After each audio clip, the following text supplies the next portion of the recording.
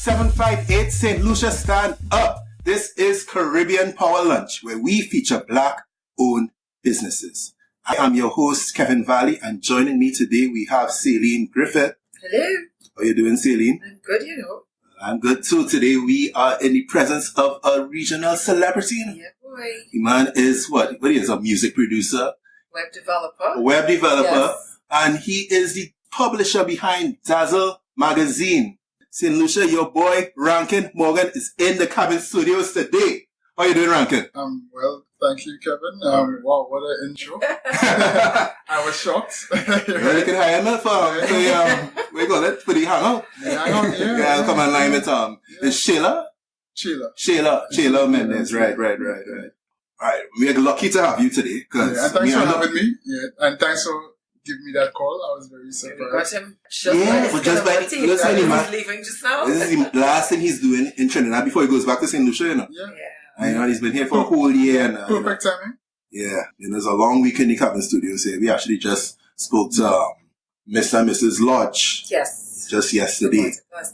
Yeah, so there's a long week in the cabin studios. But yeah, we're great. We're grateful that you could make it. And I love the name Cabin Studios. Yeah, love it. I see. Yeah. Well, I mean, the apartment is always a cabin, right? And then I got a microphone. It's like, Kevin, suck it. Yeah. That's good. Very creative. Yeah. So, what are you doing in Trinidad here? I'm working on a project doing SharePoint development, and this is coming to an end. I've been here for an entire year. Entire year? For an entire year. Oh, so it wasn't a vacation? It wasn't a vacation at all. Even though some people may think that it's a vacation, if you look at my Instagram stories or Snapchat. There's always something going on here. Yeah, so. but always something going on. And I really enjoyed it. I love Trinidadian culture. It's one of a kind. Right? I love the people. When you say you love the people, say what you really want to say. I love the people. Say what you really want to say. That's what I really want to say. I love the people. Because you know what I think? I think he came for Carnival. Yeah. On a one-way ticket. Right. And just decided, alright, fine. I'll go back. I came way before Carnival. In fact, when I came here, initially, I was here 2 weeks before Carnival. That's 2017. Okay. Right? I went to just 1 or 2 fets. But when I returned, it was after Carnival. It was in April, first week of April. Okay. Right? So exactly 1 year from today. So you were here essentially for 2 carnivals? Well, I played mass in 1 carnival. Okay. But just the fets for 2. Okay. But 20 the fets I attended in 2018 were not the same as 2017, not at all. Different fets? Yeah. The ones in 2017 were a little bit, let's say, conservative. Okay. But this year I went to the proper fets, you know. Alright, so your fets and your work, right? So you were a web developer. Yeah.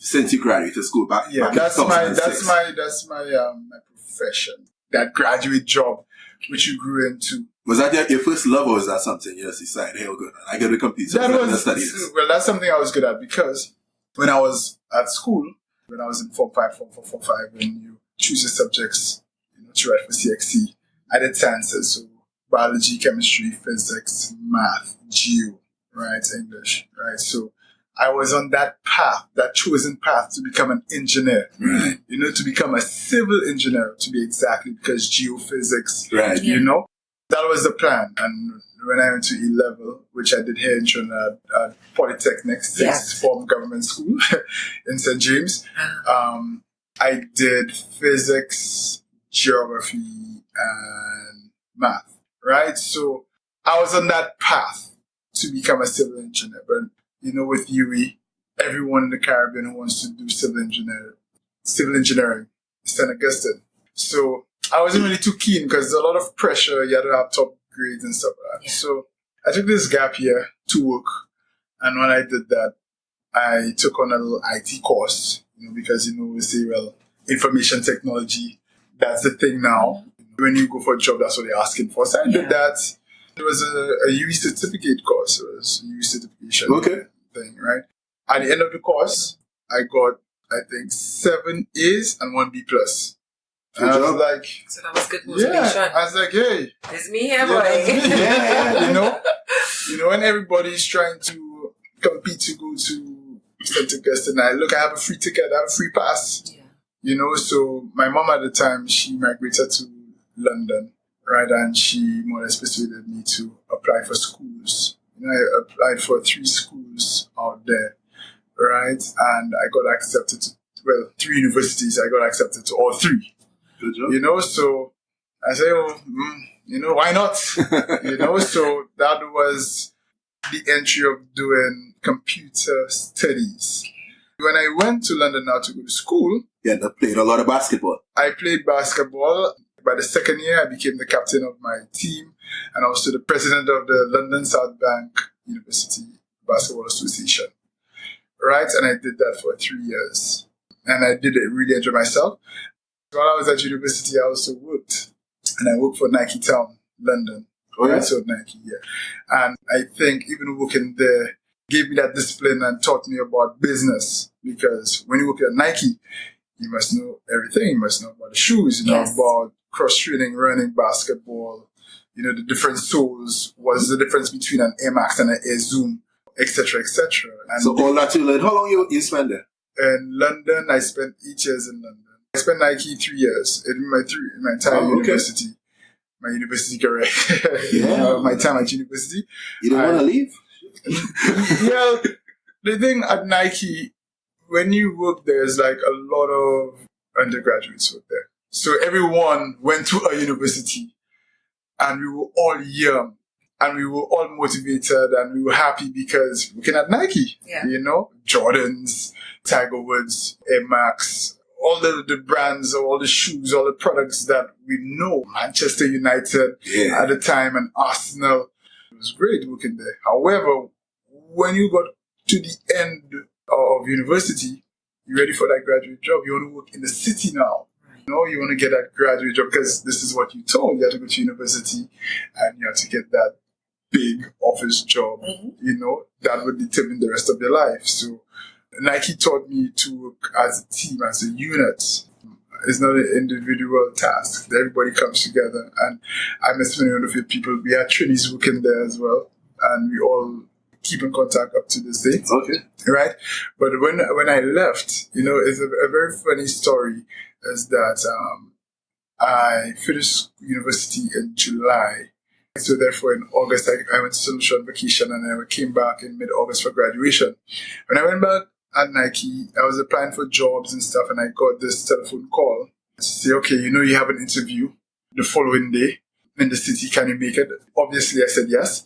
And I called in sick in order for me to go to this interview. So I go to this interview and I was asked so many different questions. I didn't know anything. And it was about web development and content management systems. I had nothing. I had no knowledge of these things.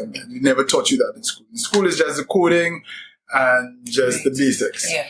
And at the end of the interview, when that section, that part where they ask you any questions, and I said, well, I don't really have any questions, but I do have a statement. And I sold myself. I said, I know there are a lot of things that I didn't know, but I'm a hard worker. I'm punctual. I listen to my elders. I am responsible. And I'm really eager to learn about all those new technologies that you guys were talking about. Going back home on the train, the guy from the job agency called me and he said, Rankin, well, I'm not too sure. They called back, you were inexperienced, but there was another guy who was experienced, it's between the two of you guys. I'm not too sure. And I was like, oh man, back at Nike. So, back at Nike. Yeah. So at the end of the day, the guy then calls and said, you got a job. And they said they just love my attitude.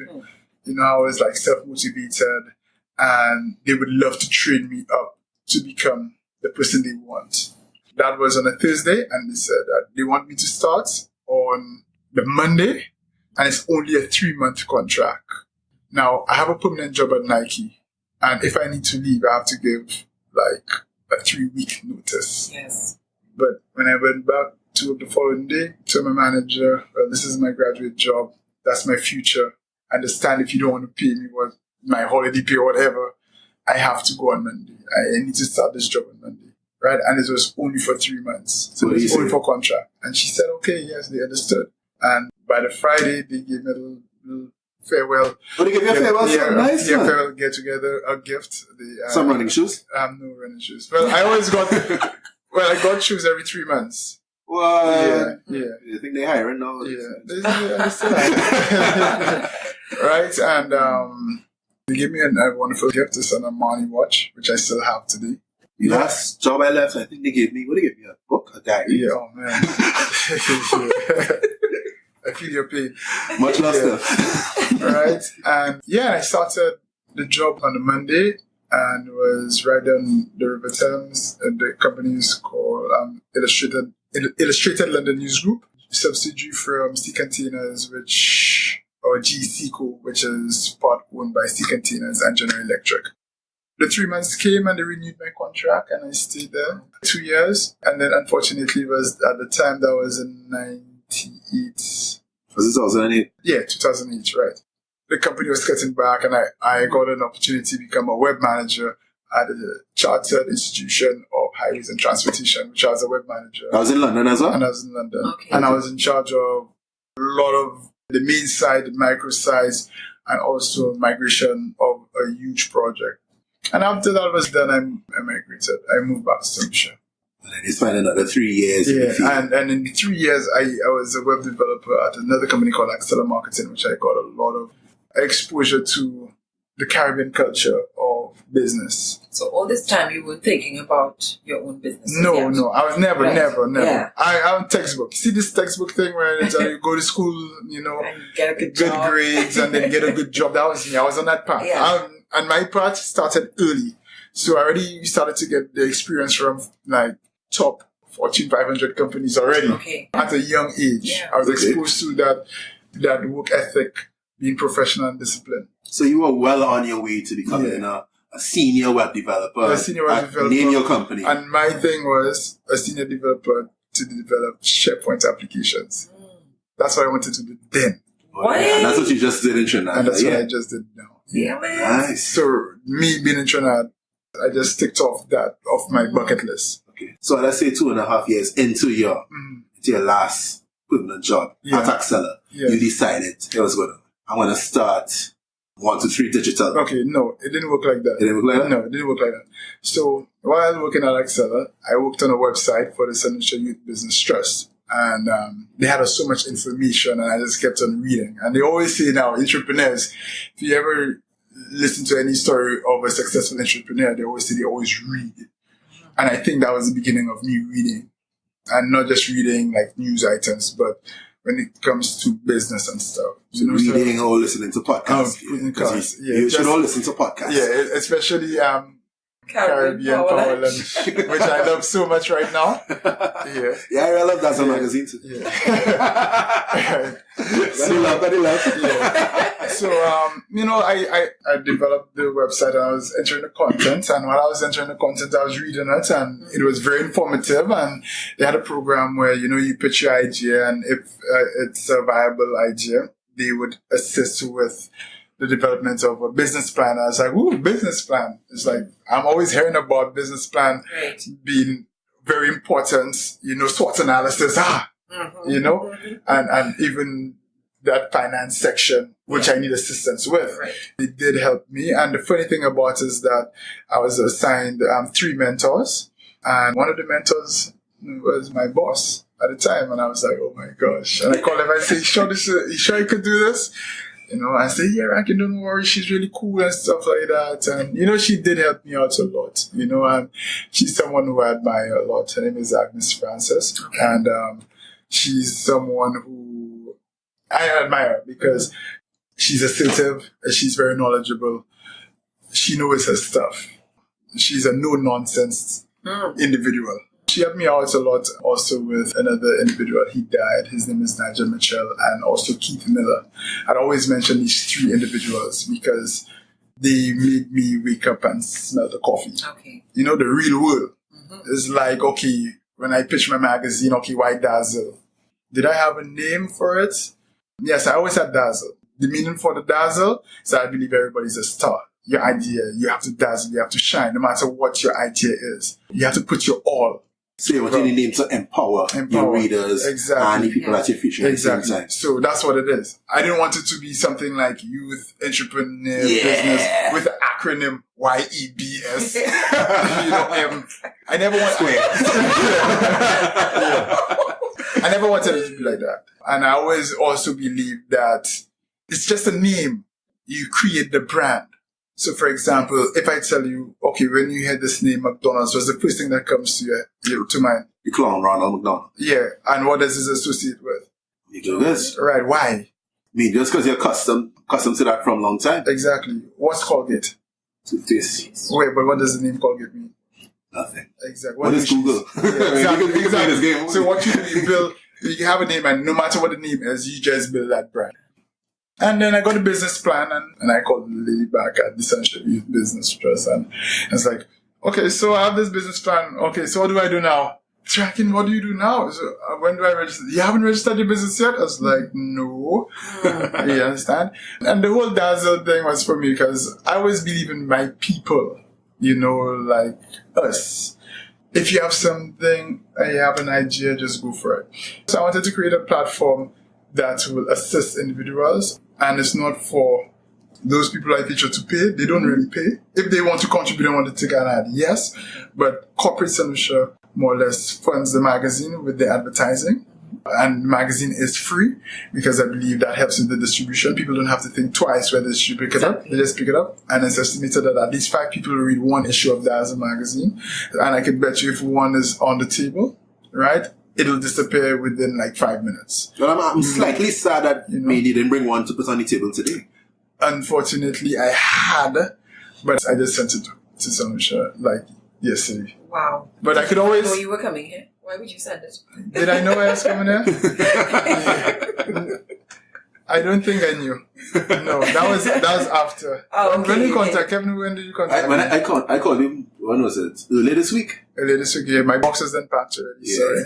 But you could view it online at dazzledemag.com, and we're on all social media networks, all social media platforms, and the same thing, of course, about Dazzle the Mag. Right? So, and that's how the magazine was created. So, 1 to 3 Digital wasn't in existence yet. That's what I wanted to know. So, my brother helped me out a lot, Irvin Springer. He had his company, and he's also my partner at 1 to 3. And he's a finance guy because he worked for Pricewaterhouse. He knew all these things, so this is what you have to do, whatever. So he helped me with that, and I started that whole process around August, September, end of October, November. We had the first issue of Dazzle, 2012. People saw like, wow, but again, you get the critics. Can he do it again? How was it dealing with the critics? Yeah, it was, well, one person sent me an email and told me, oh, that's a nice magazine, but your editor needs to be changed because if you want to continue, blah, blah, blah, you just need a new editor, etc. And I was like, well, the editor I have, I got her from a prominent magazine, a very successful business magazine. She also used to be a copywriter where I used to work before. She's been in this thing for years, so, No, I never told the copywriter that. Because Until now, if she listens, And I just told the lady, okay, thank you for your feedback. I didn't take it personal. I didn't lash out. I didn't go on social media like people do and say things like, oh, people always want to turn me down when they can't see a black man succeed now. Woe is me. Yeah, exactly. So I took it on board. I said, okay, we'll be more vigilant next time. Yeah. Because did you sometimes... see that there was a need for some sort of tweaking for the there's always room for improvement. Yeah. So we all spoke and, we're a little bit more vigilant in the next issue. And when the next issue came out, people were a little bit excited. Okay, this is an annual thing. I know, sorry, a bi-monthly thing. The funny thing about it is that, the average person doesn't create a magazine. People who create magazines are well-established, like publishing houses or someone with a lot of money. I did not have any money.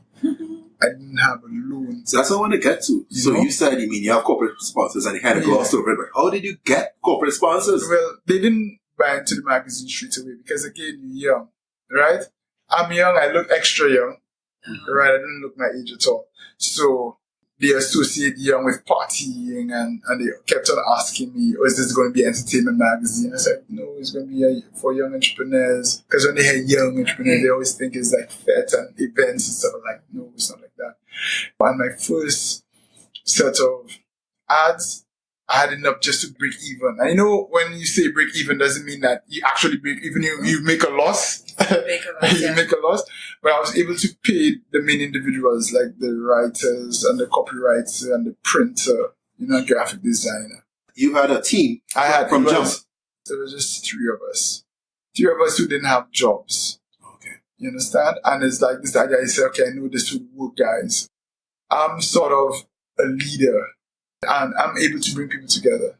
So we came together and said, okay, this is what we're going to do. We have 2 months in which to pull it off, but we need that first product out. Let me ask you, when you left London to go back to St. Lucia, yes. You left London and didn't go to a job in St. No, Lucia? I didn't go, no, there wasn't a job. So it was around May time, that was around St. Lucia Jazz Festival. And I just partied between May to September, because July is our carnival. Right. And it was summertime. And then after summer, September, I was like, okay, it's time to get a job because the pounds will finish it. Money always finishes. But at that time in St. Lucia, how was that type of media product? Was it well received at that time? First of all, there's only like one business magazine in St. Lucia, and it only features the well-established individuals and people who have money. So it's not attractive for, let's say... Well, the young people, so not really. Like for me, I would read it because you're interested in that. But for the younger person, no. It's not something you would place high up on the newsstand and say, yes, a hot seller. No. So how do you target your magazine for the masses to... Because I feature the next door neighbor. So when I feature the next door neighbor, the neighbor will call and say, I saw your daughter. And then granny will call an auntie at work, and then auntie will be proud. Whereas if it's a politician or somebody well established, you always see them on TV. So you don't really make a big fuss. You expect them to make investments or make losses and close a business and open another business. Yeah. But we are proud of our own. A lot of people say that, we Caribbean people are not patriotic. That's not true. We are so patriotic. I even recently... I was listening to the radio and one of the announcers said, Trinidadians are not patriotic. I said, yes, you guys are. You see, when I was in London, the Trinities come out, they're together. Anything Trinidad, they're proud. Even St. Lucians too. They come out. If one of our countries are represented, we're very happy. Yeah.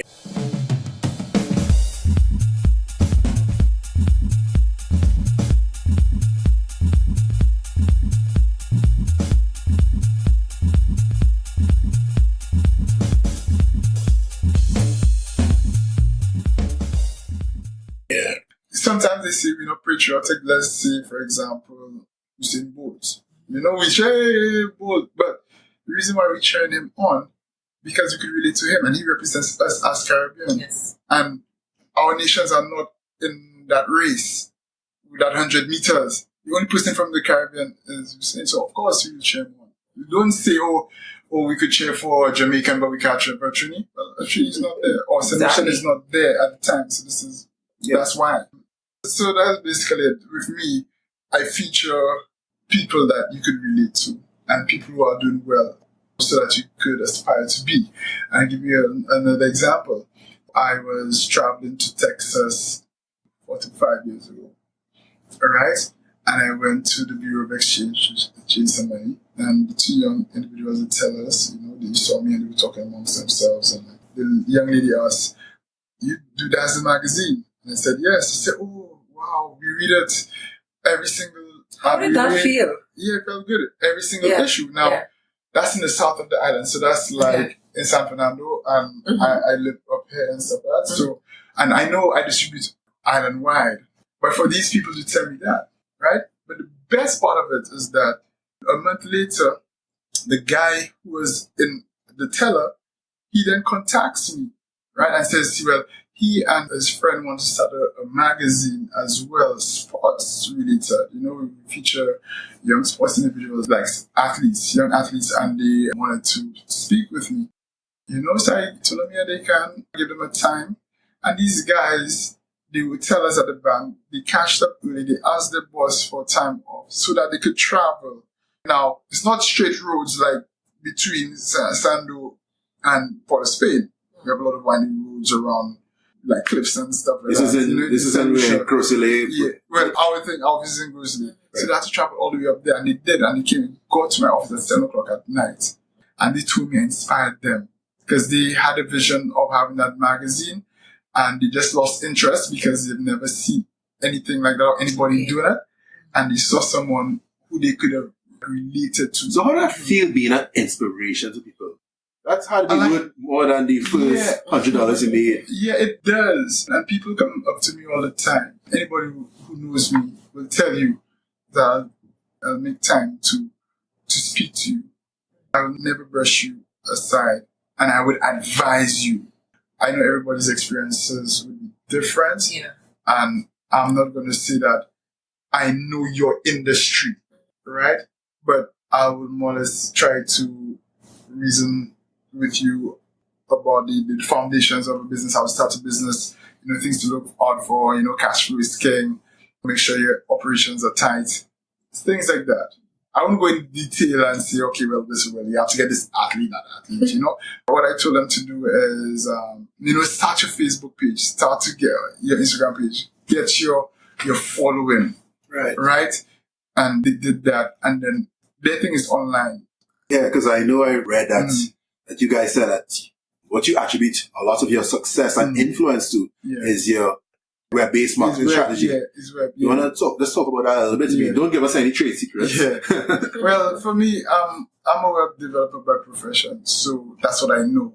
And luckily for me, I entered that industry when it was evolving, when the Amazons and the eBays were just developing.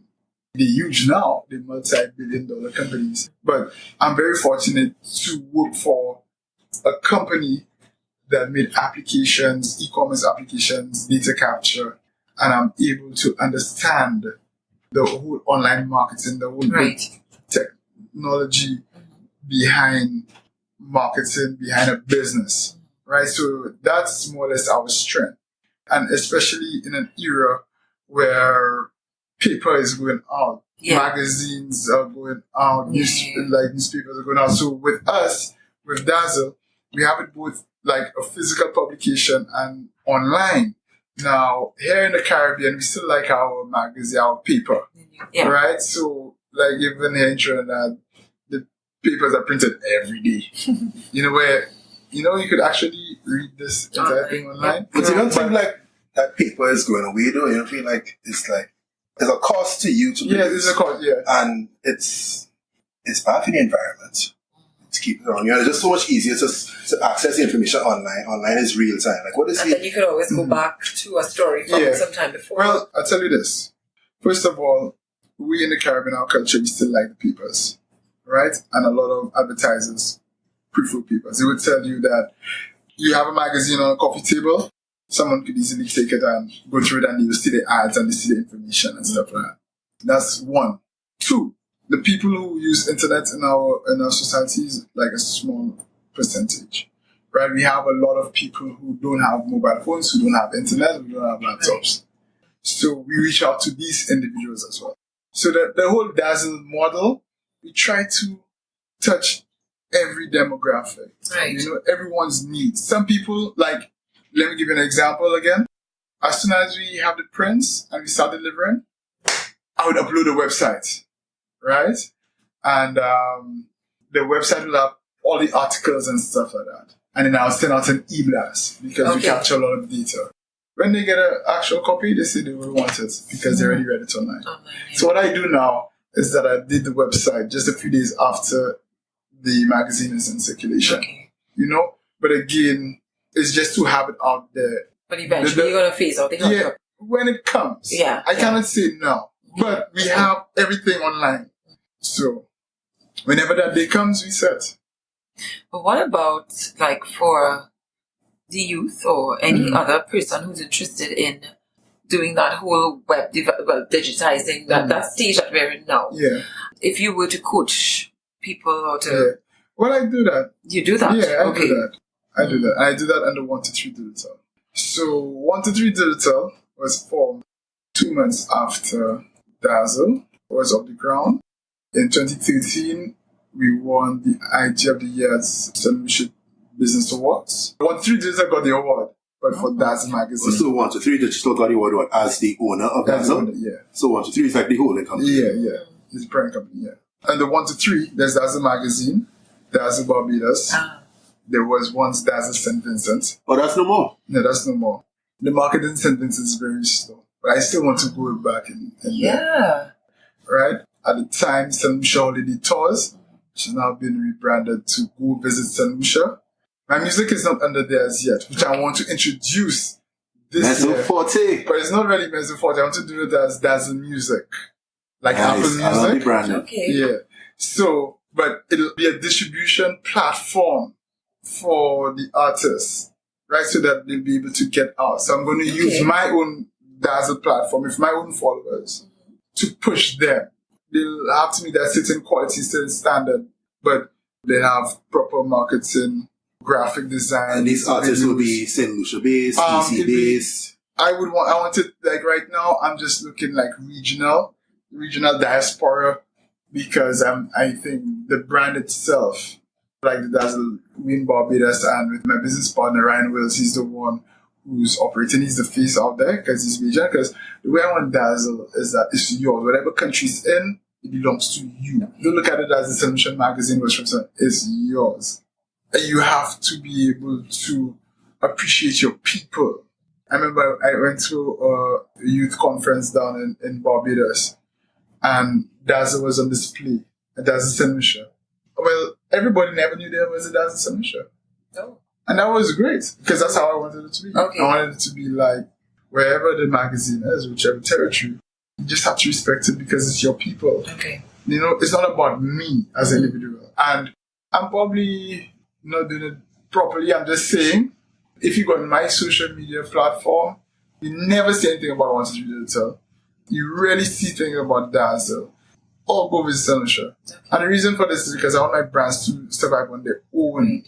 You probably will hear about me in a podcast or interview or something, but I want you to love the brand, not love me. Okay. Because it's what you do. And what you do. That's the same thing when people have their own products and they publish it on their own social media networks. So what you're doing is that you push it to your friends who already know you have it. You understand? So they're patronizing it. And they'll always tell you, good job, great job. Yeah. You understand? Okay. So, how did you transfer your following from your personal social media page or so to the brand? I never did. The brand always stood alone on its own. So what I try to do, like for the Dazzle, is that when the first issue came out, I made sure that I took pictures of everybody holding a copy. So you went on the Facebook social media pages to see you holding that product. And then you go and tell your friends, this is what I have. And people, hey, look at you. You have things real nice. Oh, what magazine is this? And it started to grow from there. When we won a award in 2013, I could be honest with you, that didn't give us a boost because, and that's how 123 Digital started to grow, because people came to us as like, and these people are more mature. They're like people in business. They have multiple business. They have millionaires. They run St. Lucia. And they look at you and say, okay, you have a magazine. Cool. So what else do you do? Well, I'm a web developer. Oh, you do websites? All right. I want a website. Come and visit me on Monday. And that's how it started. You kept visiting people and stuff like that. I was like, oh, I really like your magazine. Really like the quality of magazine. We need a magazine for our own company, our annual report. And we started to do magazines for other individuals. And now we do annual reports for other companies as well. So we probably do a publication for them, their own and stuff like that. And that comes on our portfolio at the end of the day. So this is how 123 Digital now took off. So Dazzle is our product. And I always believe as a marketing company, you should always have a product. This is why The Guardian and Semakal, they have products. Well, no, they have an ecosystem. They have an ecosystem, like now, but it's continuous sources of revenue just coming in. And that's what you have to do as an entrepreneur. You know, you cannot rely on one source of income. So even though you get like $1 ahead or whatever, it adds up. Sometimes you may not necessarily charge like an exorbitant fee and like, oh, this is my time, it costs this, I deserve it. Because you hear it all the time. People say, oh, that company has no respect for me, this is my time, whatever. See, it's about consultants and stuff. Yeah, exactly. What you work with the client's budgets. You form a relationship, and those clients are the ones who are going to refer you to their people, partners, not your friends. Yeah. Your friends are going to refer you. They say, oh yeah, I got this thing, whatever. Your friends might want a discount, your friends might want free. Always. You know, and when you charge them, they look at you like, what you mean? I know you from such a long time. You charge me, what do you mean? You know, so these are things that, like, for me, like, we have to have our eyes open, monitor what's going on around in the environment, and adapt. So in terms of how you get up, or you decide on what businesses you want to feature in your magazine, or on the Hangouts, on the Wave, it's YouTube channel. So the Hangouts are past features in the magazine. It's just converting it from print to the airwaves and also online. So we're killing 3 birds with 1 stone. And that stone is the features. So the 3 birds, like print, airwaves, and YouTube. It's done in such a way that it can transition into TV if needs be. And it's actually the quality, the sound is on point. The video is on, the quality is on point. So one of your team members, I think her name is Shayla, she said that shortlisting businesses is one of the hardest parts of what you're doing. So what I do is that there's so many to choose from. So even our population is small, you have to remember that businesses are developed like every day. That's really cool. You know, every single day. People always have ideas. But the thing with us that makes it difficult is that we wait to see, we observe it for 2 years. You don't feature businesses that are younger than 2 years? The only way we do it is we introduce another section in the magazine. It's called Fresh Biz. Fresh Biz. Right? Okay. Where we feature young and upcoming. You know, when you see potential. And it's just a small writer because you don't have a story to tell yet. Okay. You know, we have to give the readers a story. We see like how he started after 6 months.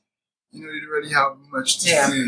Because I know I saw my friends at Quick Delivery. Yeah, Quick Delivery, Yeah, well, I'll be talking to them in a couple weeks. Looking forward to that. Yeah, they're really good, you know? Yeah, Gregory Sydney. Well, Chris says he want to reach out. Okay, Chris. Okay, cool. Yeah. He had that idea for some time now. But again, it's an idea that when he started, he delivered food, he delivered anything.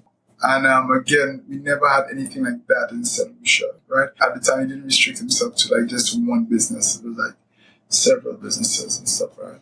He serviced. Lovely. So what's your production and editing process for this magazine? How do you make sure that it's at a certain level of quality consistently? Okay, so we have all our features on a board. So we have a list of features, people we've been monitoring and stuff. So we try to balance the magazine. So we normally have 3 to 4 features in an issue, right? So we will not have like all 4 like really top. Right. There has to be a balance. Yes. Because if not, you burn out. So we have that. So that's a pool. Everybody sees it. And it all depends on the season as well. If it's like jazz time, like in May, we probably do like an artist or someone. So Tedison then? Like Tedison, yeah. But we did Tedison even before he was big. That's a great thing about it. Before you did Ale.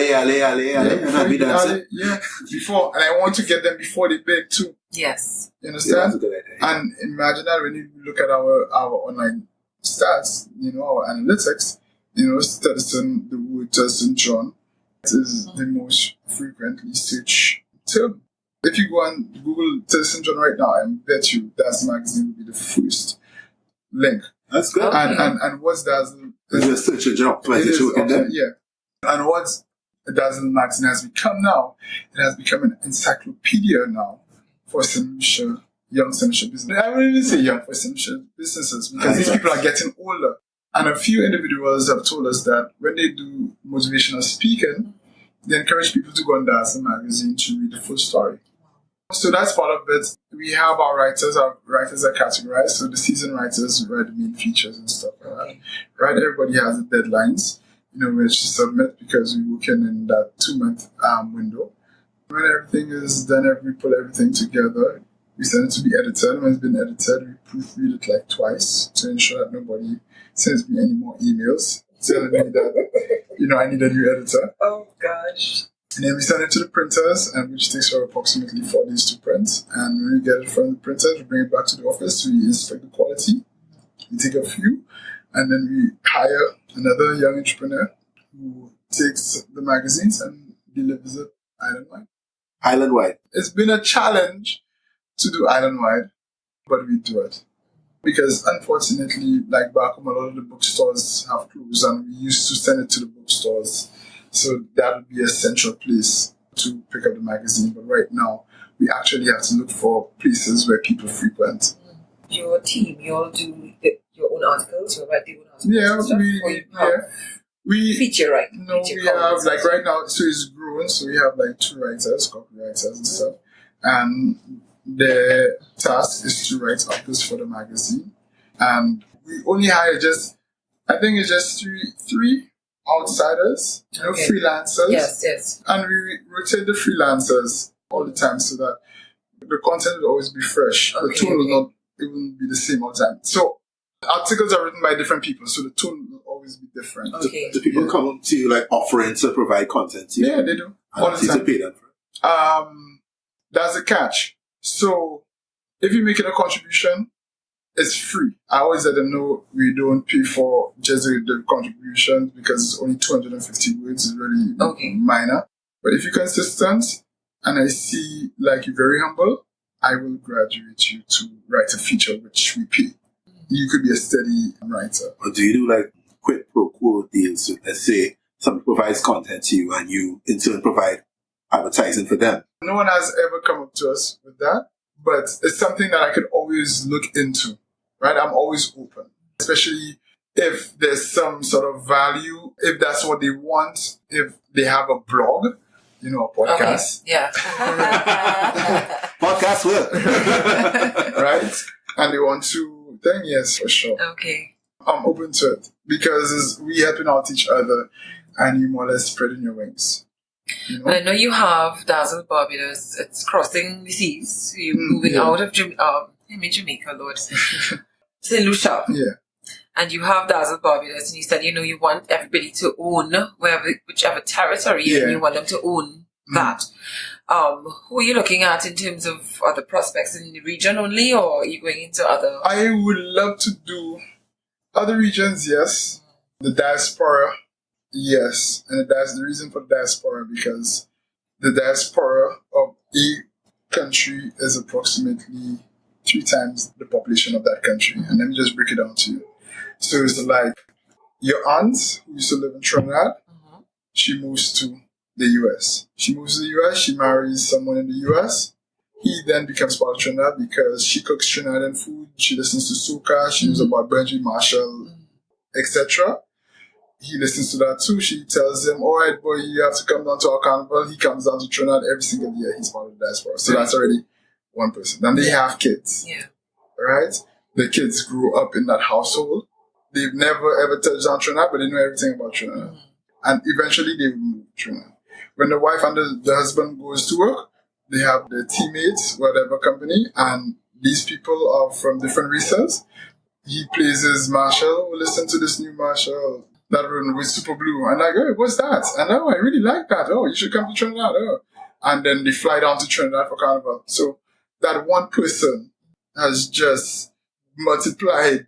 So this is something that I want to tap into. That's interesting. So you would have started off with the idea with your brother and stuff. Let's go and do a magazine. Let's go and start 1, 2, 3 digital. But now that you have a team on board, you have a staff of like 5 of us in total. Okay. Yeah. Okay, because on LinkedIn I saw your team size was between 11 and 15. Yeah, they give you that range. There's no range before 11 and 15? No, I don't think so. Okay. Yeah. So that's basically it, Alright, so building your own business. How did you decide on who you want to partner with in terms of your team? Essentially managing human resources now. Okay. Majority of it, like 90% of my team, they've been there from day one. They're like people that I've worked with in the past, and I know their potential, I know their capabilities. So it wasn't difficult for me. And the new people who come on, again, only young people, but young people who are talented, and the copywriters in the business, that the same individuals used to contribute for free before. And so they actually brought value to the magazine. So all the freeness that they gave in the past, that's how I compensated them. Okay, good. So it's like a nice shared vision. Yeah, shared vision, yeah. And they're my family. You know, I take them everywhere. We go to the awards together. Carry them to Carnival? In St. Lucian, yeah. Man is a producer, you know, so yeah, I think you have a visa fees by now. Yeah. We did not talk about your producing business. Yeah. So tell us about this Mezzo Forte. You know, how does a web developer, Yeah. Well, magazine publisher, decide, no, that was before. That's way before. So all of the music came way before. So the DJing and stuff The DJ was way before. That's okay. straight from after 11. You know? What's the DJ name? Rankin. Oh, come on. What's that? No, the thing is, when he said it's Rankin, I was like, okay, so who's this artist, you know? Yeah. So it's my brother and I. So it was Mezzo Forte, you know, Rankin and Smokes. So if you YouTube Rankin and Smokes, you see snippets of us, you know. What does Rankin mean, though? It's supposed to be Irish or Scottish, you know. It's Renkin, not Renking. No G and N.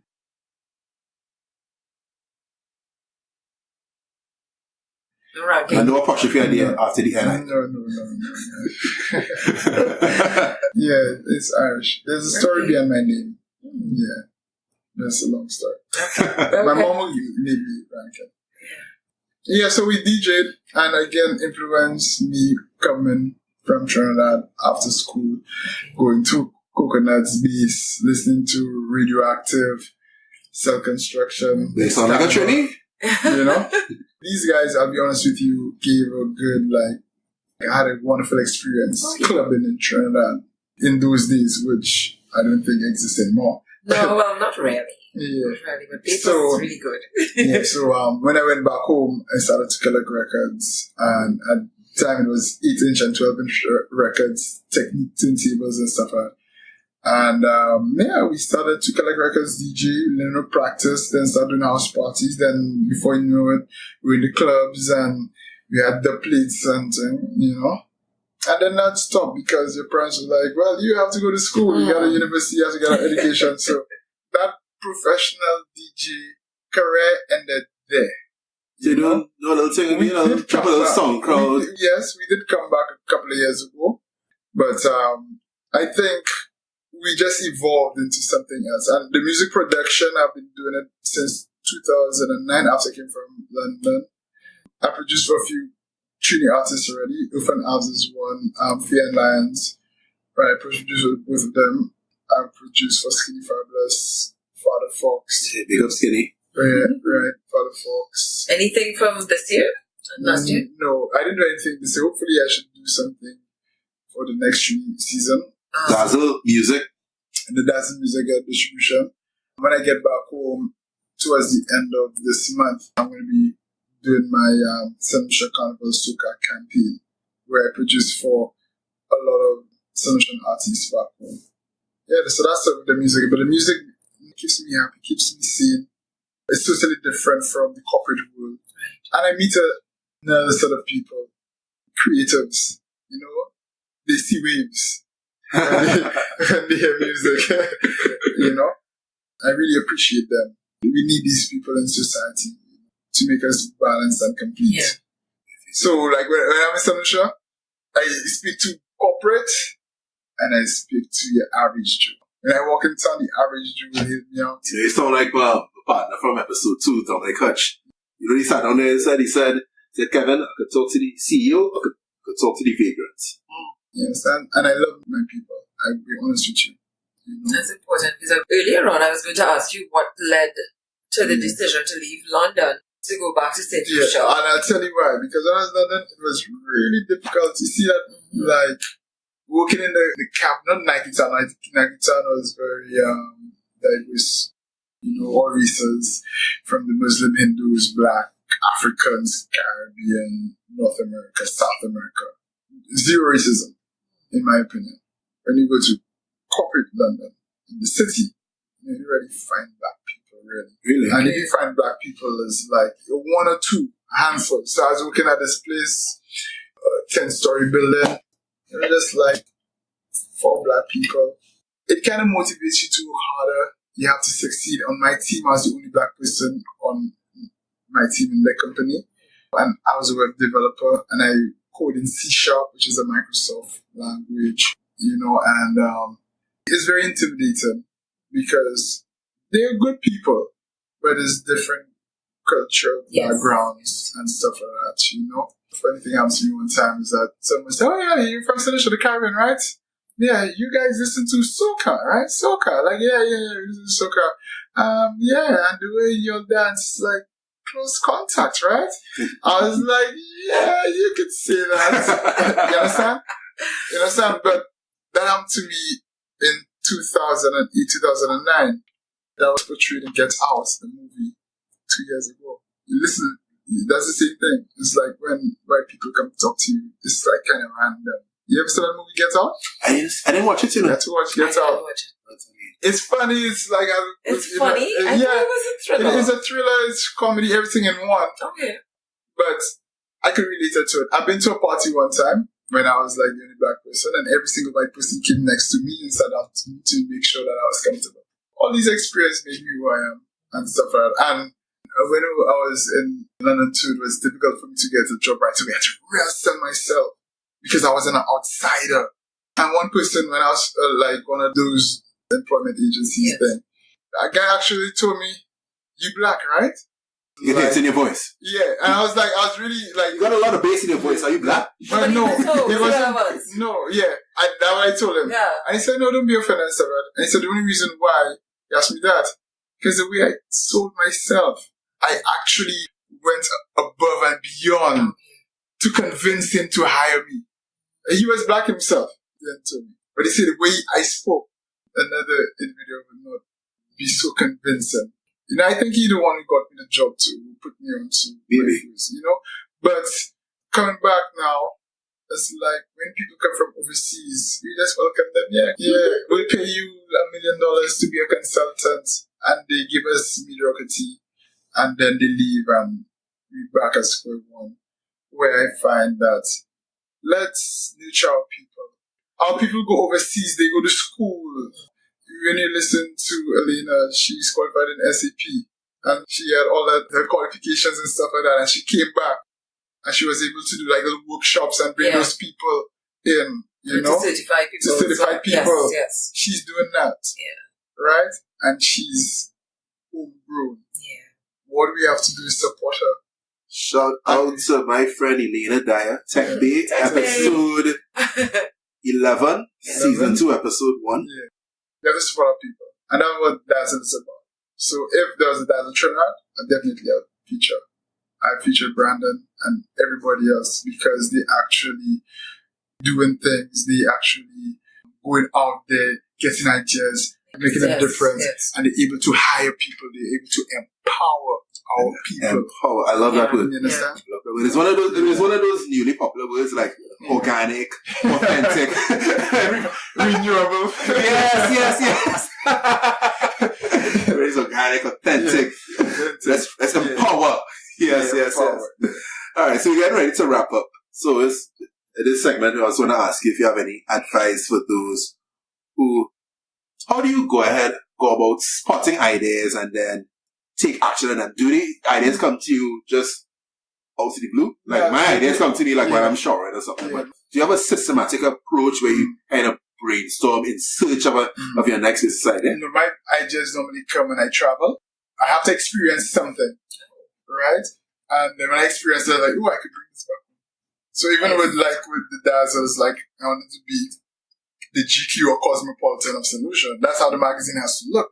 So you want to be the GQ of Cosmopolitan or Cosmopolitan, like the magazine, the way it's laid out. But you're talking business. Yeah, but mine is in business. But the layout and the aesthetics, like how it look, I wanted it to look like that. A lot of people told me that they didn't realize that the magazine was St.Lucian. They thought it was an international magazine until they started to read. And this is not just the content, you're talking about the aesthetics. Yeah, the aesthetic too. Okay. Yeah, aesthetics. And even the content, we don't use slang or anything in the magazine.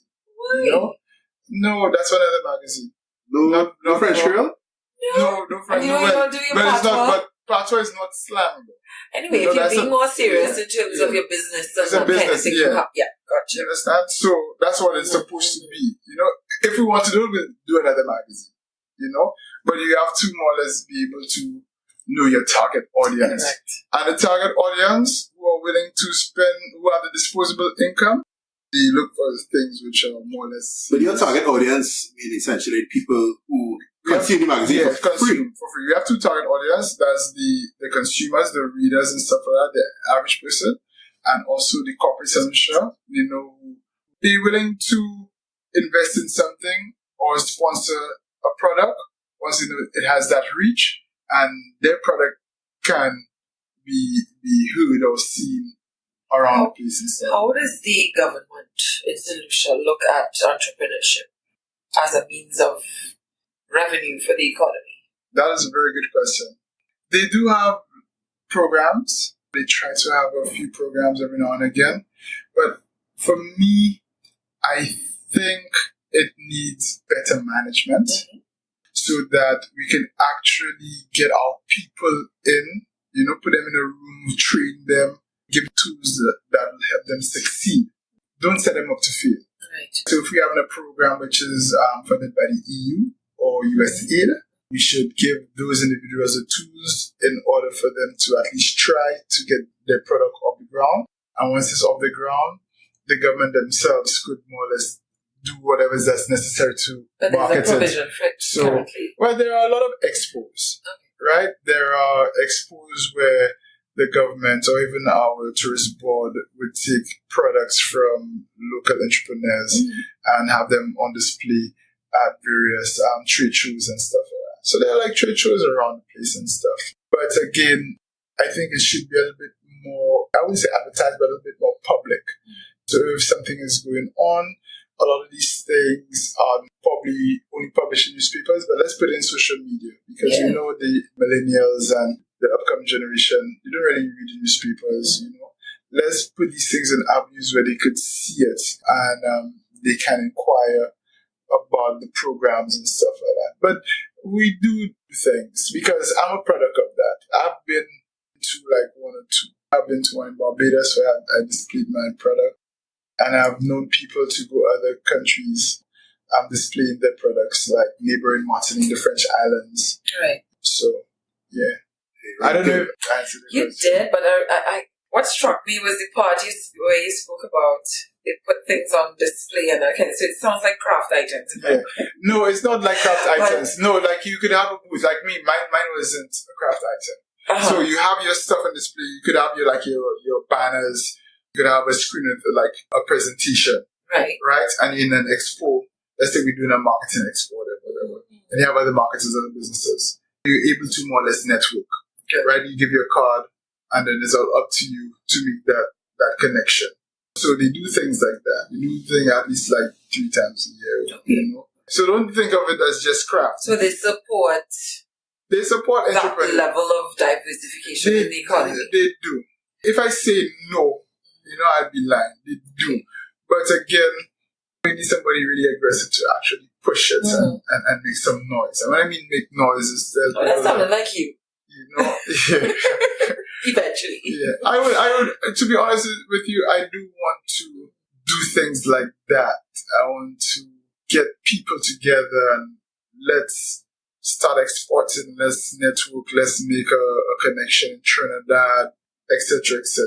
You know, but these things take time, and I don't know what the government is currently doing or what they're thinking or what they're planning. Okay. So for me to outright say no, I think that would not be fair on them.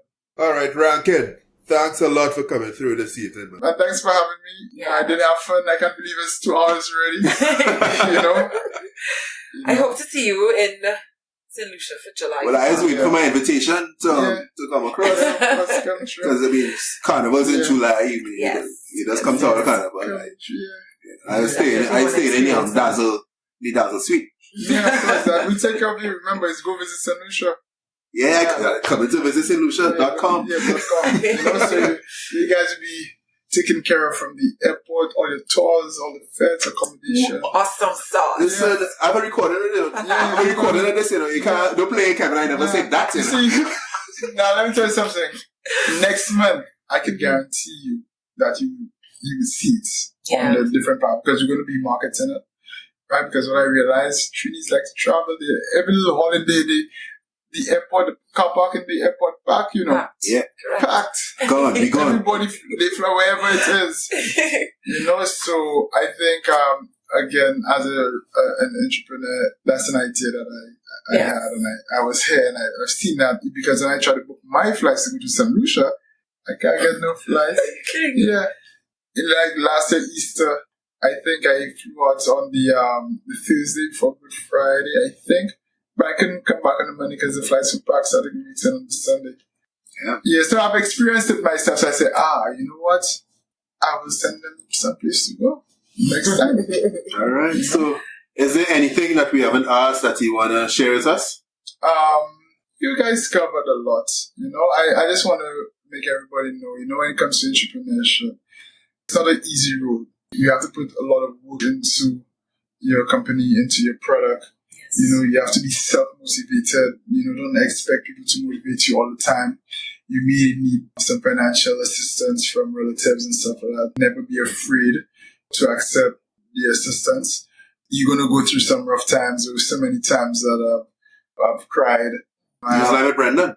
I had staff to pay. Yes. And then it's such a responsibility because your responsibility, you owe to them. They work so hard during the month. Yes. How could you not pay them, So you have to make things work and always be focused, always be humble. Never forget where you came from. Make sure you have everything down on paper.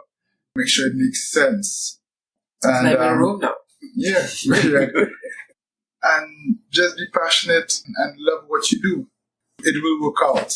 Just be patient. And again, entrepreneurship may not be for everyone. And if you are professional, just be focused on your job. Again, be disciplined. Educate yourself. Don't just be complacent and stay one place in the organization. If you may not be able to move up, you could always move laterally to a different department in order for you to move up. Yeah. Or just start a podcast. Yeah, start a podcast. So you could visit us, Dazzle Magazine, online at dazzlethemag.com. You could visit us on any social media platform, Instagram, Facebook, Twitter, YouTube, at Dazzle the Mag. And if you want to know about 123 Digital Services, 123digitallimited.com. What if they want to contact you directly? On all social media platforms, Rankin Morgan, you just search for it. That's my brand. Nobody else named Rankin Morgan? I would be the first one that pops up. Search engine optimization. Right? And my Gmail and even 123 is rankin.morgan@gmail.com or rankin.morgan@123digital.com. All right, excellent. Podcast world, there you have it. Dazzle Magazine, the entrepreneur leading all the entrepreneurs across the Eastern Caribbean. Yes. Thank you very much.